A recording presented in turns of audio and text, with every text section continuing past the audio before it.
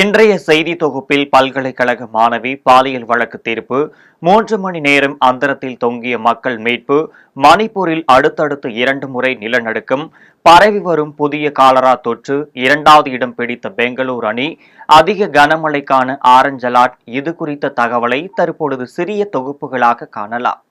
ஜவுளி வர்த்தகர் நல்லி குப்புசாமி, நடிகை சோபனா உள்ளிட்டோருக்கு பத்ம விருதுகளை வழங்கி ஜனாதிபதி திரௌபதி முர்மு கௌரவித்தார். கலை, சமூக பணி, அறிவியல், வர்த்தகம், மருத்துவம், இலக்கியம், கல்வி, விளையாட்டு உள்ளிட்ட துறைகளில் சிறந்து விளங்குவோருக்கு பத்ம விபூஷன், பத்ம பூஷன், பத்மஸ்ரீ ஆகிய நாட்டின் உயரிய விருதுகளை ஆண்டுதோறும் மத்திய அரசு வழங்கி வருகிறது. நடப்பு 2025ற்கான விருதுகளை குடியரசு தினத்தையொட்டி அறிவிக்கப்பட்டன. அதன்படி டெல்லியில் ஜனாதிபதி மாளிகையில் ஏப்ரல் 28இல் நடந்த விழாவில் 71 பேருக்கு ஜனாதிபதி திரௌபதி முர்மு விருதுகளை வழங்கினார். இந்த நிலையில் ஜனாதிபதி மாளிகையில் 2வது கட்டமாக பத்ம விருதுகள் வழங்கும் நிகழ்ச்சி நேற்று நடைபெற்றது. இதில் துணை ஜனாதிபதி ஜக்தீப் தன்கர், பிரதமர் மோடி, மத்திய அமைச்சர்கள் அமித்ஷா, ராஜ்நாத் சிங் உள்ளிட்டோர் பங்கேற்றனர்.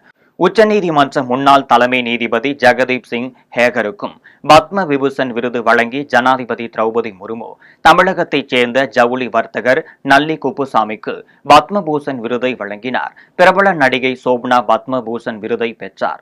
தமிழகத்தைச் சேர்ந்த பறை இசை கலைஞர் வேலு ஆசான், மிருகந்த கலைஞர் குருவாயூர் துரை ஆகியோருக்கு பத்மஸ்ரீ விருது வழங்கப்பட்டது.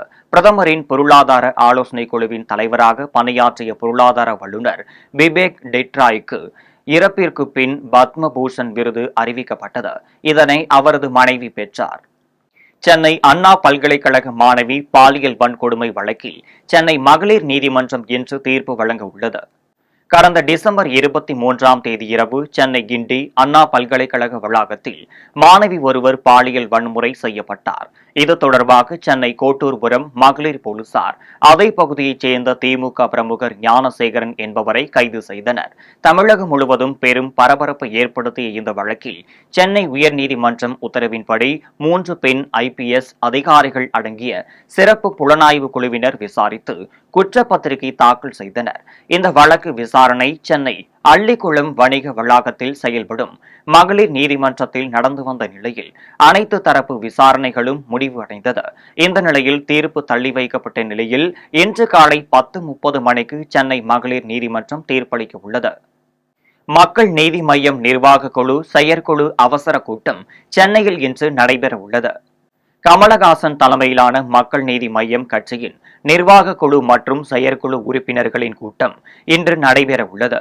சென்னை ஆழ்வார்பேட்டையில் உள்ள தலைமை அலுவலகத்தில் காலை துவங்கும் இந்த கூட்டத்தில் மக்கள் நீதி மய்யம் கட்சியின் அனைத்து நிர்வாக குழு மற்றும் செயற்குழு உறுப்பினர்களும் தவறாது கலந்து கொள்ள வேண்டும் என அக்கட்சி வெளியிட்டுள்ள அறிக்கையில் கூறப்பட்டுள்ளது. நாடு முழுவதும் 21 உயர்நீதிமன்ற நீதிபதிகளை பணியிட மாற்றம் செய்ய உச்சநீதிமன்றம் கொலிஜியம் பரிந்துரைத்துள்ளது.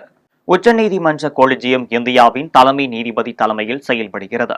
இந்த கொலிஜியம் உச்சநீதிமன்றம் மற்றும் உயர்நீதிமன்றங்களுக்கும் நீதிபதிகளை நியமிக்க பரிந்துரை செய்கிறது. நீதிபதிகளின் பதவி உயர்வு, இடமாற்றம் மற்றும் பிற நிர்வாக முடிவுகளை எடுக்கிறது.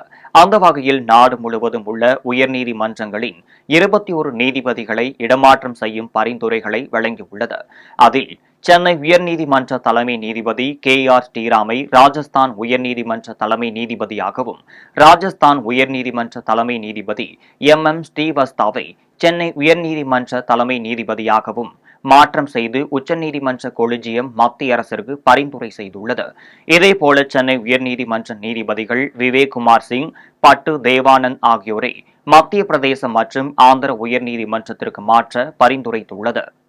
பழங்குடியின இருளர் மக்களின் மறுவாழ்வு குடியேற்ற திட்டத்தின் கீழ் அரக்கோணத்தில் நாளை 41 குடியிருப்புகளை தமிழ்நாடு முதலமைச்சர் MK ஸ்டாலின் காணொலி காட்சி மூலம் திறந்து வைக்கிறார். ராணிப்பேட்டை மாவட்டம் அரக்கோணம் ஒன்றியம் மேல்பாக்கம் கிராமத்தில் காஞ்சிபுரம் திருத்தணி பைபாஸ் சாலை பிரிவில் பழங்குடியின இருளர் மக்களின் மறுவாழ்வு குடியேற்ற திட்டத்தின் கீழ் ரூபாய் 6,32,00,000 மதிப்பீட்டில் அனைத்து வசதிகளுடன் கட்டி முடிக்கப்பட்டுள்ள 41 குடியிருப்புகளை நாளை தமிழ்நாடு முதல்வர் மு.க.ஸ்டாலின் காணொலி காட்சி மூலம் திறந்து வைக்கிறார். இதையொட்டி கைத்தறி மற்றும் துணிநூல் துறை அமைச்சர் காந்தி திறப்பு விழாவிற்கான முன்னேற்பாடு பணிகள் குறித்து பழங்குடியின இருளர் மக்களின் குடியிருப்பு பகுதியை பார்வையிட்டு திறப்பு விழா பணிகளை சிறப்பாக மேற்கொள்ள வேண்டும் என அதிகாரிகளை கேட்டுக் கொண்டார். அப்போது மாவட்ட ஆட்சியர் முனைவர் ஜே.யு. சந்திரகலா, ஒன்றிய குழு தலைவர் நிர்மலா சவுந்தர், வட்டாட்சியர் வெங்கடேசன் மற்றும் துறை சார்ந்த அலுவலர்கள் உடன் இருந்தனர். கோவை, நீலகிரி உள்ளிட்ட மேற்கு தொடர்ச்சி மலை மாவட்டங்களில் கனமழைக்கான ஆரஞ்ச் அலர்ட் விடுக்கப்பட்டுள்ளது. வங்கக்கடலில் புதிய காற்றழுத்த தாழ்வு பகுதி உருவாகியுள்ளது. இது மேற்கு வடக்கு திசையில் நகர்ந்து இன்றோ அல்லது நாளையோ மேலும் வலுவடையக்கூடும் என்று வானிலை ஆய்வு மையம் தெரிவித்துள்ளது. இதற்கிடையே தென்னிந்திய பகுதிகளில் மேல் வளிமண்டல மேலடுக்கு சுழற்சி ஒன்று நிலவுகிறது. இதன் காரணங்களால் தமிழ்நாட்டில் சில இடங்களில் மழை நீடிக்கும் என்றும் மேற்கு தொடர்ச்சி மலை மாவட்டங்களில் கனமழை தொடரும் என்றும் வானிலை ஆய்வு மையம் அறிவித்துள்ளது. அந்த வகையில் இன்று தமிழ்நாட்டில் ஓரிரு இடங்களிலும் புதுச்சேரி, காரைக்கால் பகுதிகளிலும் மிதமான மழையும், கோவை மாவட்ட மலைப்பகுதிகள், நீலகிரி மாவட்டத்தில் சில இடங்களில் கன முதல் மிக கனமழைக்கான ஆரஞ்ச் அலர்ட் விடுக்கப்பட்டுள்ளது. மேலும் நெல்லை மாவட்டத்தில் மலைப்பகுதிகள், திருப்பூர், திண்டுக்கல், தேனி, தென்காசி, கன்னியாகுமரி மாவட்டங்களில் ஓரிரு இடங்களில் கனமழையும் பெய்ய வாய்ப்புள்ளதாக தெரிவித்துள்ளது. மணிப்பூர் மாநிலத்தில் அடுத்தடுத்து 2 முறை நிலநடுக்கம் ஏற்பட்டுள்ளது. மணிப்பூரின் சுரன்சன்பூரில் நள்ளிரவு 1:54 மணிக்கு சக்தி வாய்ந்த நிலநடுக்கம் ஏற்பட்டது.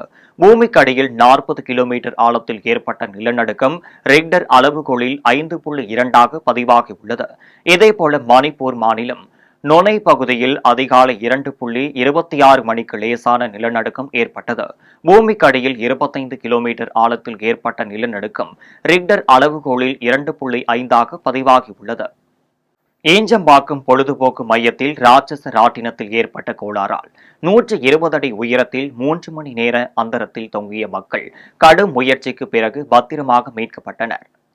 சென்னை அடுத்த கிழக்கு கடற்கரை சாலை ஈஞ்சம்பாக்கம் பகுதியில் பிஜேபி பொழுதுபோக்கு மையம் உள்ளது. இதில் மேலும் கீழுமாக செல்லும் டாப்கன் ரைடு என்ற ராட்சச ராட்டினம் உள்ளது. இந்த ராட்டினத்தில் மேல் வரிசையில் 15 பேர், கீழ் வரிசையில் 15 பேர் என மொத்தம் 30 பேர் பயணிக்க முடியும். நேற்று மாலை 8 சிறுவர்கள், 10 பெண்கள் உட்பட 30க்கும் மேற்பட்டோர் ராட்டினத்தில் ஏறினர். மாலை 7 மணி அளவில் மேலே சென்ற ராட்டினம் தொழில்நுட்ப கோளாறால் அங்கேயே தடைபட்டு நின்றது.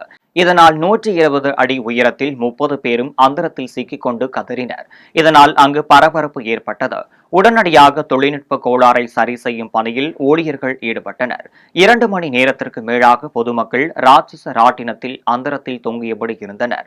இதையடுத்து நீலாங்கரை போலீசாரும், துரைப்பாக்கம், கிண்டி, நீலாங்கரை தீயணைப்பு வீரர்களும் சம்பவ இடத்திற்கு விரைந்து வந்து மீட்பு பணியில் ஈடுபட்டனர். தீயணைப்பு துறையின் ராட்சச ஏணி மூலம் 3 மணி நேரத்திற்கு பின் ராட்டினத்தில் இருந்தவர்கள் மீட்கப்பட்டனர். இதனால் அப்பகுதியில் பரபரப்பு ஏற்பட்டது. கோடை விடுமுறைக்கு பின் பள்ளி திறப்பு மற்றும் வார விடுமுறையொட்டி 2510 சிறப்பு பேருந்துகள் இயக்கப்பட உள்ளதாக போக்குவரத்து துறை அறிவித்துள்ளது. இதுகுறித்து வெளியிட்டுள்ள அறிக்கையில், கோடை விடுமுறை முடிந்து பள்ளி திறப்பு மற்றும் வார விடுமுறை நாளையொட்டி வரும் வெள்ளி, சனி மற்றும் ஞாயிற்றுக்கிழமைகளில் சென்னையிலிருந்து இதர இடங்களுக்கும் மற்றும் பிற இடங்களில் இருந்தும் கூடுதலான பயணிகள் தமிழகம் முழுவதும் பயணம் மேற்கொள்வார்கள் என எதிர்பார்க்கப்படுகிறது. இந்த நிலையில் சென்னை கிளாம்பாக்கத்திலிருந்து திருவண்ணாமலை, திருச்சி, கும்பகோணம், மதுரை, தூத்துக்குடி, திருப்பூர் உள்ளிட்ட இடங்களுக்கும் வெள்ளிக்கிழமை 570 பேருந்துகளும், 31ஆம் தேதி 605 பேருந்துகளும் இயக்க திட்டமிடப்பட்டுள்ளது. அதேபோல சென்னை கோயம்பேட்டிலிருந்து திருவண்ணாமலை, நாகை, வேளாங்கண்ணி, ஓசூர், பெங்களூரு ஆகிய இடங்களுக்கும் 30ஆம் தேதி 100 பேருந்துகளும், 31ஆம் தேதி 90 பேருந்துகளும் இயக்க திட்டமிடப்பட்டுள்ளது. இதேபோல மாதவரத்திலிருந்து 30ஆம் தேதி 24 பேருந்துகளும், 31ஆம் தேதி 24 பேருந்துகளும் சிறப்பு பேருந்துகளாக இயக்கப்படுகிறது. இந்த நிலையில் இந்த வார இறுதியில் வெள்ளிக்கிழமை 8119 பயணிகளும், சனிக்கிழமை 7304 பயணிகளும் மற்றும் ஞாயிற்றுக்கிழமை 10,523 பயணிகளும் பயணம் மேற்கொள்ள முன்பதிவு செய்துள்ளதாக அதில் தெரிவிக்கப்பட்டுள்ளது. ககன்யான் திட்டத்திற்கான விகாஸ் என்ஜின் 7 வினாடி சோதனை வெற்றியடைந்ததாக இஸ்ரோ அறிவித்துள்ளது. இந்திய விண்வெளி ஆய்வு நிறுவனம் BSLV மற்றும் CSLV ரக ராக்கெட்டுகளில் செயற்கைக்கோள்களை பொருத்தி வெற்றிகரமாக விண்ணில் செலுத்தி வருகிறது. இவற்றை தொடர்ந்து இந்தியாவின் கனவு திட்டமான மனிதர்களையும் விண்வெளிக்கு அனுப்பும் ககன்யான் திட்டத்திற்கான பணிகளும் தீவிரமாக நடந்து வருகிறது. இதன் ஒரு பகுதியாக நெல்லை மாவட்டம் மகேந்திரகிரி இஸ்ரோ மையத்தில் ககன்யான் செயற்கைக்கோளை கொண்டு செல்லும் விகாஸ் என்ஜின்களை தயாரிக்கும் பரிசோதனை மேற்கொள்ளப்பட்டு வருகிறது. அதன்படி மேற்கொள்ளப்பட்ட விகாஸ் என்ஜின் 7 வினாடி சோதனை வெற்றிகரமாக நடைபெற்றதாக இஸ்ரோ தெரிவித்துள்ளது. விஞ்ஞானிகள் முன்னிலையில் நடைபெற்ற இந்த சோதனை வெற்றியடைந்ததாக இஸ்ரோ அதிகாரிகள் உறுதிப்படுத்தினர். அருந்ததியர் மக்களுக்கு 3% உள் இடஒதுக்கீடு வழங்கிய கலைஞர் கருணாநிதி காலனி என்ற சொல்லை நீக்கிய தமிழ்நாடு முதலமைச்சர் மு.க.ஸ்டாலின் ஆகியோருக்கு நன்றி தெரிவிக்கும் வகையில் ஜூன் 3ஆம் தேதி பேரணி நடைபெற உள்ளதாக திராவிடர் விடுதலை கட்சியின் தலைவர் அன்பு மகேஷ் தெரிவித்தார். அருந்ததியர் சமூகத்திற்கு 3% உள் இடஒதுக்கீடு வழங்கிய முத்தமிழறிஞர் கலைஞர் கருணாநிதிக்கும் காலனி என்ற சொல்லை ஒழித்த தமிழ்நாடு முதல்வர் மு.க.ஸ்டாலின் ஆகியோருக்கும் கலைஞர் கருணாநிதி பிறந்த நாளான ஜூன் 3ஆம் தேதி திராவிடர் விடுதலை கட்சியின் சார்பில் பேரணி நடைபெற உள்ளது. இது தொடர்பாக அக்கட்சியின் தலைவர் அன்பு மகேஷ், பொதுச் செயலாளர் நாகராஜன், மாநில செயலாளர் அந்தியூர் சக்திவேல் உள்ளிட்ட மாநில நிர்வாகிகள் சென்னை சேப்பாக்கம் பத்திரிகையாளர் மன்றத்தில் செய்தியாளர்களை சந்தித்தனர். அப்போது பேசிய அக்கட்சியின் தலைவர் அன்பு மகேஷ், அருந்ததியர் சமூகத்திற்கு உள் இடஒதுக்கீடு வழங்கிய காரணத்தினால் கல்வி வேலைவாய்ப்பின் முன்னேற்றம் பல துறைகளில் உயர் சமூகத்திற்கு நிகராக வாழ்வதற்கு காரணம் கலைஞர் கருணாநிதி அளித்த இடஒதுக்கீடுதான் என்றும் தெரிவித்தார். இது தொடர்பாக மேலும் அவர் தெரிவிக்கையில், முதல்கண் வணக்கத்தையும் வாழ்த்துக்களையும் தெரிவித்துக் கொள்கின்றேன். தோழர்களே, எதிர்வருகின்ற ஜூன் 3ஆம் தேதி அருந்ததியர் சமூகத்திற்கு 3% உள் இடஒதுக்கீடு வழங்கிய முத்தமிழறிஞர் டாக்டர் கலைஞர் அவர்களுக்கு மற்றும் தமிழகத்திலே காலனி என்கின்ற சொல்லை நீக்கிய மாண்புமிகு முதல்வர், சமூக நீதி காவலர், வாழும் பெரியார் நம்முடைய முத்துவேல் கருணாநிதி ஸ்டாலின் அவர்களுக்கு நன்றி அறிவிக்கும் விதமாக மாபெரும் எழுச்சி பேரணி நடக்க திட்டமிட்டுள்ளோம். அதிமுக ஆட்சி காலத்தில் பட்டியலினத்து மக்களுக்கு எந்தவிதமான பாதிப்பும் இல்லை என்று புதுக்கோட்டையில் கேவி குப்பம் சட்டமன்ற உறுப்பினர் பூவை ஜெகன்மூர்த்தி தெரிவித்துள்ளார். புதுக்கோட்டை மாவட்டம் வடக்காடு கிராமத்தில் கடந்த சில வாரங்களுக்கு முன்பு ஏற்பட்ட ஜாதி மோதல் தொடர்பாக புரட்சி பாரதம் கட்சியின் தலைவரும் கேவி குப்பம் சட்டமன்ற உறுப்பினருமான பூவை ஜெகன்மூர்த்தி மாவட்ட ஆட்சியரை சந்தித்து கோரிக்கை மனு அளித்தார். அதில் பாதிக்கப்பட்ட பட்டியல் இனத்து மக்களுக்கு நிவாரணம் வழங்க வேண்டும், அவர்களுக்கு பாதுகாப்பு அளிக்க வேண்டும் என தெரிவித்தார். மனு அளித்த பின்னர் பூவை ஜெகன்மூர்த்தி செய்தியாளர்களை சந்தித்து பேசினார். அப்போது தமிழகத்தில் பட்டியலின மக்கள் படிக்கவும் கூடாது, பொருளாதாரத்தில் முன்னேறவும் கூடாது என்ற ஒரு எண்ணத்தில் புதுக்கோட்டை மாவட்டத்தில் மட்டுமல்லாது பல்வேறு மாவட்டங்களிலும் பட்டியல் இனத்து மக்களுக்கு எதிராக தாக்குதல்கள் நடைபெற்று வருகிறது என்றும், அதிமுக ஆட்சி காலத்தில் பட்டியல் இனத்து மக்களுக்கு எந்தவிதமான பாதிப்பும் இல்லை என்றும் பூவை ஜெகன்மூர்த்தி தெரிவித்தார். 2 சக்கர வாகனமும் காரும் அடித்து நொறுக்கி கொளுத்தி இருக்கிறார்கள். இப்படி தொடர்ந்து தமிழகத்திலே பட்டியலின மக்கள் அவர்கள் படிக்கவும் கூடாது, பொருளாதாரத்தில் முன்னேறவும் கூடாது என்கின்ற ஒரு எண்ணத்தில் தொடர்ந்து புதுக்கோட்டை மாவட்டத்தில் எப்படி ஒவ்வொரு மூலையிலும் இந்த சம்பவங்கள் நடைபெறுகிறதோ அதே போல தமிழகம் முழுக்க தூத்துக்குடி மாவட்டமாக இருந்தாலும், திருநெல்வேலி மாவட்டமாக இருந்தாலும், வடக்கே இருக்கின்ற கிருஷ்ணகிரி மாவட்டமாக இருந்தாலும், விழுப்புரம் மாவட்டமாக இருந்தாலும், எந்த மாவட்டமாக இருந்தாலும் பட்டியலின மக்களை ஏளனமாக பார்ப்பதும், அவர்களை அசிங்கப்படுத்துவதும், அவர்களை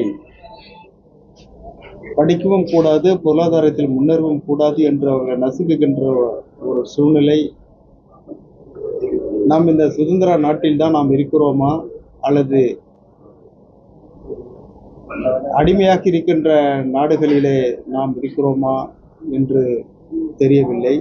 சென்னை தண்டையார்பேட்டையில் ஐஸ் யூனிட் நிறுவன உரிமையாளரின் மகன் மனநலம் பாதிக்கப்பட்ட நிலையில் தன்னைத்தானே துப்பாக்கியால் சுட்டுக் கொண்டு தற்கொலை செய்து கொண்டார். தண்டையார்பேட்டை கும்மாளம் அம்மன் கோவில் தெருவில் வசித்து வரும் ஐஸ் கம்பெனி நிறுவனர் ஜெயவாணியின் மகன் பிரகலாத் நரசிம்மன் என்பவர் வீட்டில் திடீரென அவரது தந்தையின் துப்பாக்கியை எடுத்து தன்னை தானே சுட்டுக் கொண்டு தற்கொலை செய்து கொண்டார்.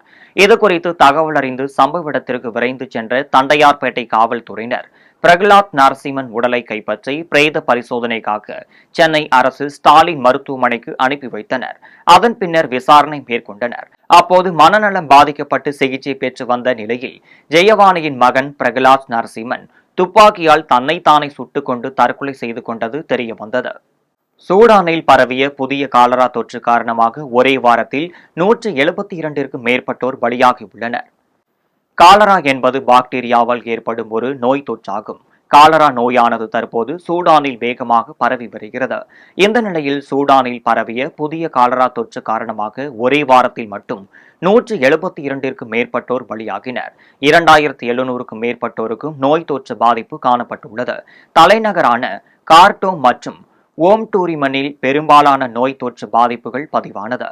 ஆனால் வடக்கு கோர்டோபன், சென்னார், காசிரா, வெள்ளை நைல் மற்றும் நைல் நதி மாகாணத்திலும் காலரா நோய் தொற்று கண்டறியப்பட்டுள்ளது என சுகாதாரத்துறை அதிகாரிகள் தெரிவித்தனர். நடப்பு IPL தொடரின் புள்ளி பட்டியலில் பெங்களூரு அணி 2வது இடத்தை பிடித்துள்ளது. 10 அணிகள் இடையிலான 18வது IPL கிரிக்கெட் போட்டி இறுதி கட்டத்தை எட்டிவிட்டது. இதில் உத்தரப்பிரதேச மாநிலம் லக்னோவில் நேற்றிரவு அரங்கேறிய 70வது மற்றும் கடைசி லீக் ஆட்டத்தில் Lucknow super giants, Royal Challengers Bengaluru அணிகள் மோதினர். இதில் டாஸ் வென்ற பெங்களூரு அணி ஃபீல்டிங்கை தேர்வு செய்தது. அதன்படி முதலில் பேட் செய்த லக்னோ அணி 20 ஓவர்களில் 3 விக்கெட்டிற்கு 227 ரன்கள் குவித்தது. இதைத் தொடர்ந்து 228 ரன்கள் எடுத்தால் வெற்றி என்ற இலக்குடன் ஆடிய பெங்களூரு அணி 18.4 ஓவர்களில் 4 விக்கெட்டுகளுக்கு 230 ரன்கள் எடுத்து 6 விக்கெட் வித்தியாசத்தில் அபார வெற்றி பெற்றது. கடைசி லீக் ஆட்டத்தில் ஆடிய பெங்களூரு அணி 9வது வெற்றியை பெற்றதுடன் குஜராத் டைட்டன்ஸை பின்னுக்கு தள்ளி புள்ளி பட்டியலில் 2வது இடத்திற்கு முன்னேறியது.